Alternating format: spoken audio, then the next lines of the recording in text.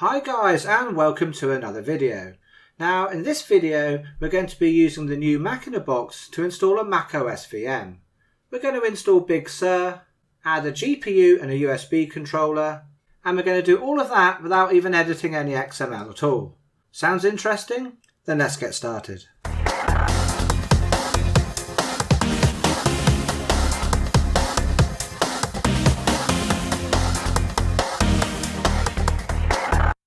Okay, for those of you who don't know what the Macinabox container actually does, and for those of you who do know what it does but want to know the new features in this version, then let me just briefly go over how Macinabox works and what it does. So Macinabox is a tool which lets you download and install a macOS VM, and as you can see the new version of Macinabox supports Big Sur, but it also supports Catalina, Mojave and High Sierra as well. Now normally installing a macOS VM can be quite a complex process. You need to obtain the download media, and also you need a bootloader, and this version of Macinabox has now switched from Clover over to Opencore. So as well as having the install media and the bootloader, we also need to have custom XML in the VM template. And you can see some of the custom XML here, here, and also here.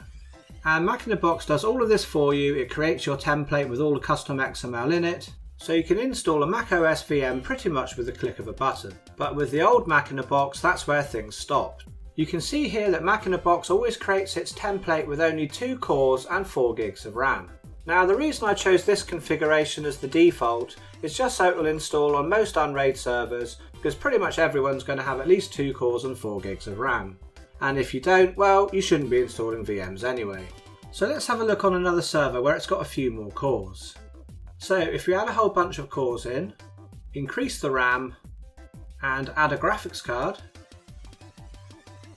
then the problem was with the old Macinabox is the fact that the Unraid VM manager always strips out the custom XML. You see we can't see it here. And so if after doing an edit on the VM you tried to run it again, it wouldn't work. So you'd have to go back in and manually edit the same XML. But with the new Macinabox, that's a thing of the past. You don't have to do that. And the great thing is that it will actually look at the XML and fix it, so you don't have to do any manual edits.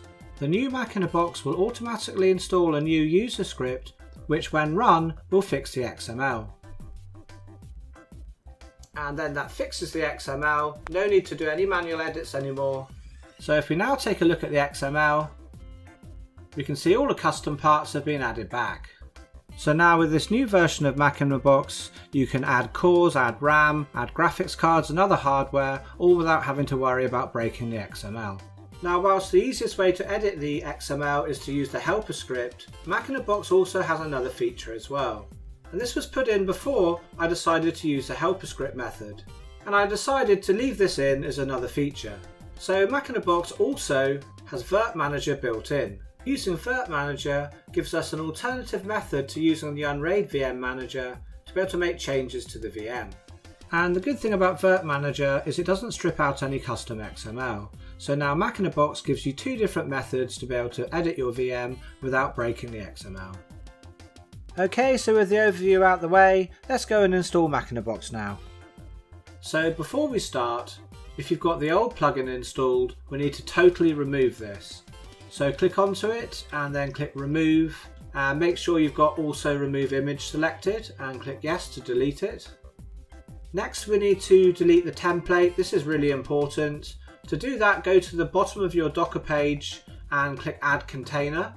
And where you see select template, click onto that and then find the Macinabox template here and click on the little black cross to remove the template. Now this is really important because there's a totally new template for the new Macinabox, and if you don't delete the old one it kind of merges both the templates together and there's things in the template then that you don't need, so it's really quite a mess. So please make sure you remove the old template before installing the new Macinabox. Now the next thing we want to do is we want to also remove the app data from the old Macinabox as well. So the easiest way to do that is just open a terminal window here and type rm space -r space /mnt/user /app data /macinabox, and that will remove the old app data. So next there's two things we need to install before installing Macinabox. So we want to go across to the Apps tab, and if you don't already have it installed, you need to install the User Scripts plugin. So click on the icon to install, and next if you want to have the custom macOS icons, then download the VM custom icons container and click to install that. All of this here can be just left as default and click apply. And done. So now with that done, we can install Macinabox. So do a search for Macinabox and click on the icon to install. Okay, so let's fill in the template. And the first thing here, we can choose the operating system version. We can choose from Catalina, Big Sur, Mojave or High Sierra. By default it's set to Catalina, only because Big Sur hasn't been out for very long. For this demonstration I'm going to use Big Sur, and install type you can choose from auto install or manual install. Manual install will just download the OS and the Opencore files and put them in your ISO share. I'm going to leave this set to auto install. The VDisk size here, this is only looked at when you're auto installing, and obviously it sets the size of the VDisk. I'm going to leave it as the default 100 gigs. Now this next section might seem a bit strange. You can see here we've got VM's location and VM's location again, and also ISO shares location and ISO shares location again. Now the first one here is the path that we have to set. By default it's set to the domain share, which is the default VM share on Unraid, but if you have your VM stored elsewhere then you can change that here.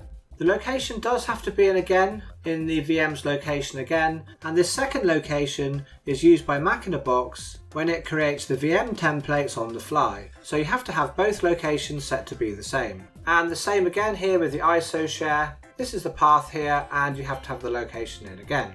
Okay, so next here we've got download method. There's two separate download methods. By default just leave it on method 1. Only change to method 2 if for some reason your OS doesn't download. And next here we've got the run mode. We've got Macinabox with Virt Manager, which will run Macinabox first and then finish with Virt Manager. Or if you want to run Virt Manager only because you've already installed your VM, you can just leave it on Virt Manager only. Obviously I'm going to leave it on the default. So once your template's filled in, just click apply and that will pull down the container. Now I found when downloading Big Sur it does take really quite a long time to download. So the best thing to do to know when it's finished is just go to the settings tab here and go across to user scripts, and you'll see that Macinabox has installed these two custom user scripts. This second one here, the Macinabox VM Ready Notify, if we run this script we can run it in the background and then click done. Okay, so with that running in the background we can just wait till it's finished. You can go and do other things on the server if you want while it's downloading. I'm just going to wait on this page for it to finish. And once it's finished we should see a notification window pop up. Okay, it's done. It now says Macinabox is ready to install and we can run the helper script to install it. So this is when we run this Macinabox helper script. Just click onto run script and then click done. And we can see here now it says macOS is defined and we can go to the VM tab to run it. So let's go across to the VMs tab and close these notifications. And now we can see that Macinabox Big Sur is installed and ready to run. Now it's only got 2 virtual CPUs and 4 gigs of RAM, but we'll change this later.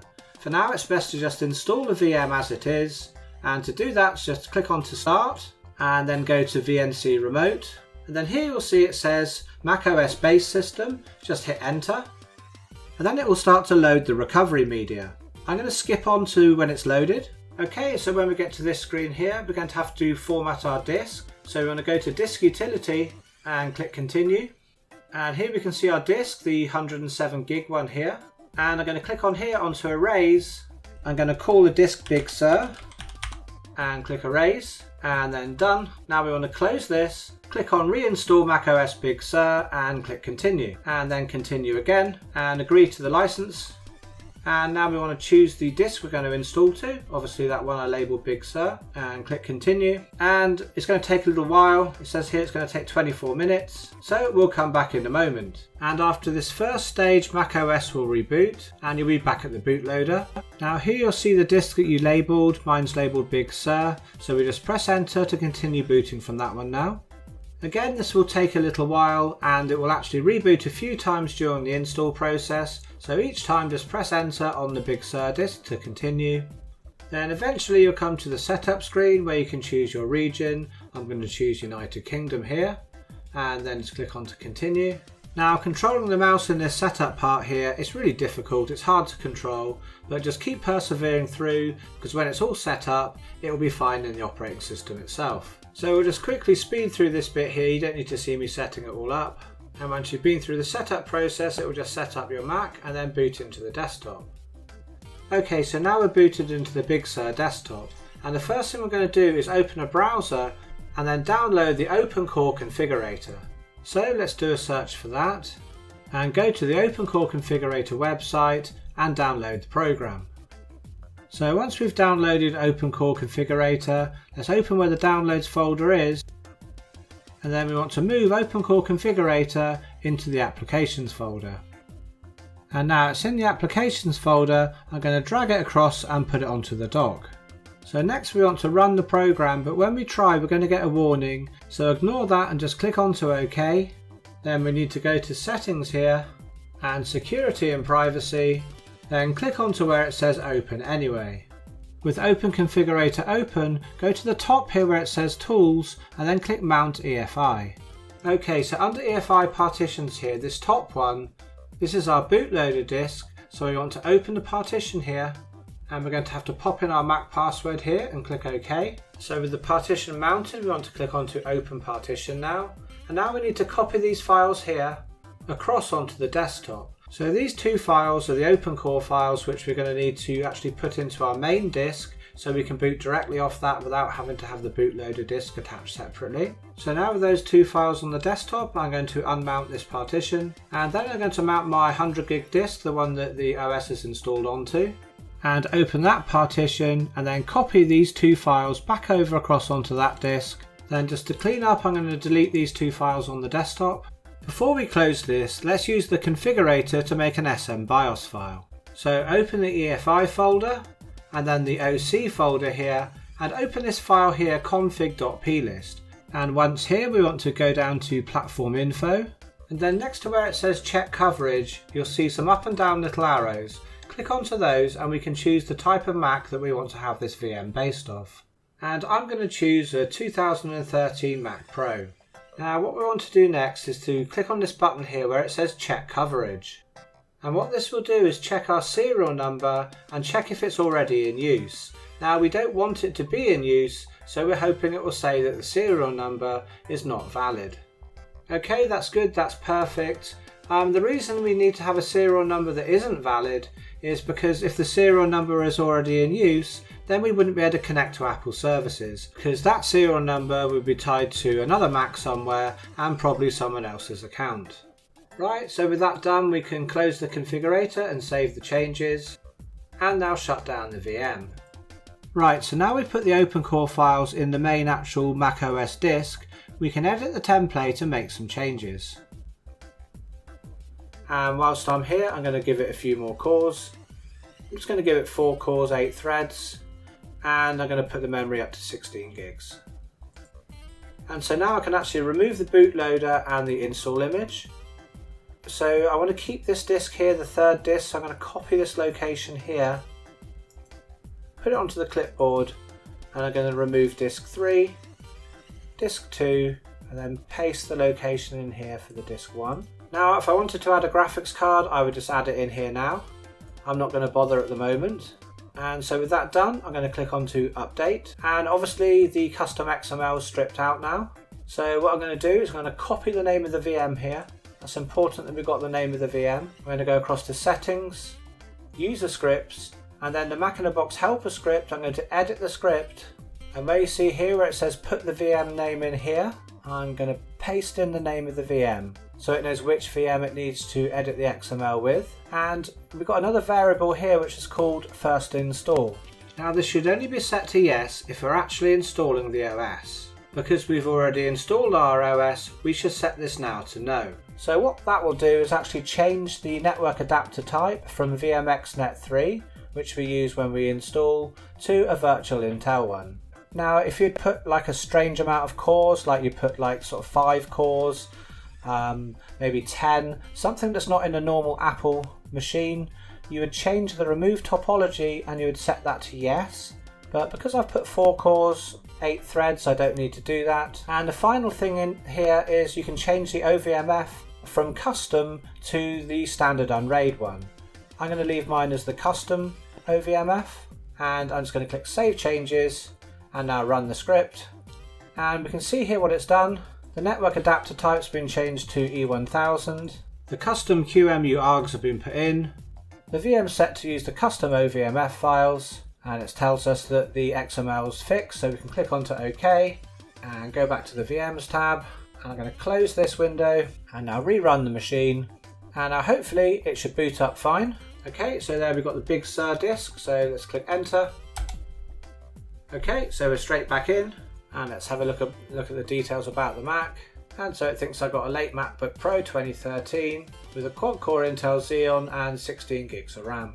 Okay, so that's how to install a basic Mac VM. Now if we wanted to add a graphics card, that's easy. We'll just shut it down, add it, fix the XML and reboot. So if we want to add other hardware like a GPU or USB controller, it's really easy. All we need to do is just edit the template and scroll down and add the graphics card. For me, I need to use a VBIOS ROM, so I'm going to paste that in here. And I'm going to add the sound counterpart here. And I'm also going to pass through this USB controller here. So all I need to do is click onto Update. And the hardware is put in. So now I want to go back across to Settings and to use the scripts. And I'm going to run the Macinabox helper again. I've already got the name of the VM entered into the script here, so I don't need to make any changes. And so now I'm going to click Run Script, and the XML's been fixed and we're ready to run the VM. Okay, so here we are, the VM's working, with a USB controller and a graphics card and RX 480 passed through. Okay, so there's one last feature of Macinabox which I can show you. Now Macinabox has Virt Manager built in, so if you click onto it here and go to Web UI, you'll come to this page here. Now click onto File and go Add New Connection, and you want to tick this box here, Connect to Remote Host over SSH. The username obviously for Unraid is root, and the host name, just put in the IP address of your server. Now there's one thing for this to work is your server must have a password. If it doesn't work. So make sure your server has a password if you want to use Virt Manager, and then click on to Connect. Here we just want to type yes, and now pop in the password, and that will log us in, and we'll be able to see all the VMs on the Unraid server. And to edit one with Virt Manager, just select it and then click on Open up here. It tells us here that the guest isn't running, but if it was running and we're using VNC graphics, then we'd see the display displayed here. But to edit the machine, we just want to click onto the little light bulb icon here, and then we can see a list of all of the hardware inside the VM. And if we want to add additional hardware, we can just click Add Hardware, and we can do things like add PCIe devices, such as graphics cards, USB controllers, etc. And of course you can edit the CPU configuration, adding virtual cores and threads, etc. Okay, anyway, I'm going to show you a practical use of using Virt Manager now. So let's jump across onto the Unraid server. Now, as you can see here, I'm using Unraid 6.90 Beta 35. Now, sadly, there's a bug in this version of Unraid. I have reported this to the guys at Limetech, and I'm sure it'll be fixed really soon. But at the moment, if we go to any VM and go to Edit, and we change the graphics type from VNC graphics to any graphics card, and click Update, you can see here that it says it's still got VNC graphics. And that's because if we go back in the template and have a look, it has actually added the graphics card, but it's added it as a second card. And also, you can see here that it's changed the VNC driver to Cirrus as well. And actually, the only way to remove this VNC graphics now would be to edit the XML. Now, we don't want to have to edit the XML because that's what we're trying to avoid doing. But we can really easily fix it in Virt Manager. So let's go back to the Docker tab, go to Macinabox and go to Web UI, and just log in like we did earlier.